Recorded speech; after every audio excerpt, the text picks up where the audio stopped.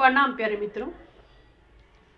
आज हम बात करेंगे भगवान गौतम बुद्ध के मूल संदेश पर। भगवान बुद्ध अपने शिष्यों को ध्यान के दौरान शमशान घाट क्यों ले जाया करते थे, क्यों वो मृत्यु का आत्मदर्शन कराया करते थे, इसके पीछे क्या रहस्य था।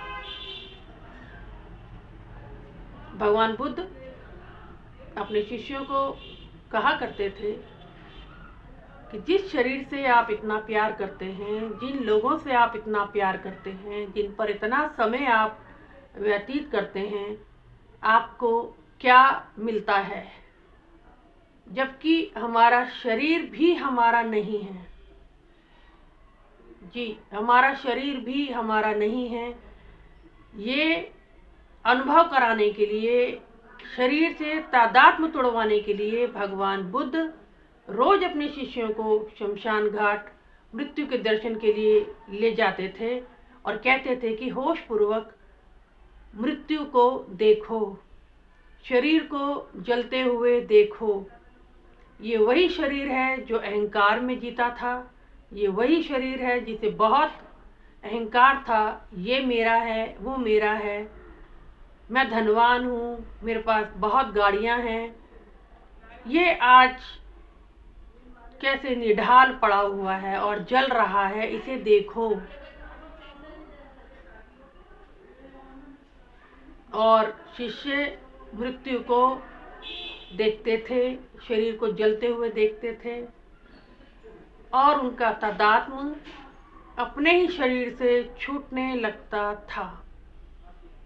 मुझे ये विधि बहुत बहुत पसंद आई, क्योंकि हम बातों से नहीं सीख सकते। हमारे अनुभव हमारे हैं, आपके नहीं हैं, लेकिन हम मृत्यु से सीख पाते हैं। क्योंकि जब हम किसी की मृत्यु देखते हैं, किसी के शरीर को जलते हुए देखते हैं, तो हमें निश्चित ये एहसास तो होता ही है थोड़ी देर के लिए कि आज नहीं कल हमें भी ऐसे ही जलना है, आज नहीं कल हमारा भी सब कुछ यहीं छूट जाना है। तो जितना संभव हो सके मृत्यु से डरे नहीं, बल्कि गहराई से शरीर की इस परिभाषा को समझें कि जिस शरीर ने आज जन्म लिया है वो जाएगा, चाहे आपका हो चाहे किसी और का हो। इससे सबसे बड़ा जो आपको फायदा होगा वो ये होगा कि आपका जो तादात्म्य बनता है अपने शरीर से दूसरे के शरीरों से, वो टूटने लगता है। हमारा सबसे गहरा जो तादात्म्य है ना, अपने रिश्तों से, अपने नातों से, अपने खून से, अपने शरीर से बन जाता है, जिसके कारण हम दुखी रहते हैं। और जब हम निरंतर ये अभ्यास कर ले, अगर मृत्यु का देख ले मृत्यु को, तो मैं कहती हूँ तादात्म्य बन ही नहीं सकता। आप जो इतना दूसरे को समय देते हैं ना, प्रेम में और इसमें और उसमें, वो सब छूट जाता है। समझ में आ जाता है कि ये एक जीवन का छोटा सा पार्ट है, जीवन नहीं है। प्रेम और भोग जीवन का एक छोटा सा पार्ट है, लेकिन उसे हमने पूर्ण जीवन समझ लिया, पूरी ऊर्जा इसी को दे दी। तो जब भी समय लगे, जब भी कुछ मृत्यु देखने का अवसर हो, तो जरूर देखें और थोड़ी देर के लिए मनन करें कि आप अपना दिन का पूरा समय किसको दे रहे हैं, कौन से आप सपने सजा रहे हैं, दूसरे के शरीरों से इतना प्यार कर रहे हैं। समझ गए?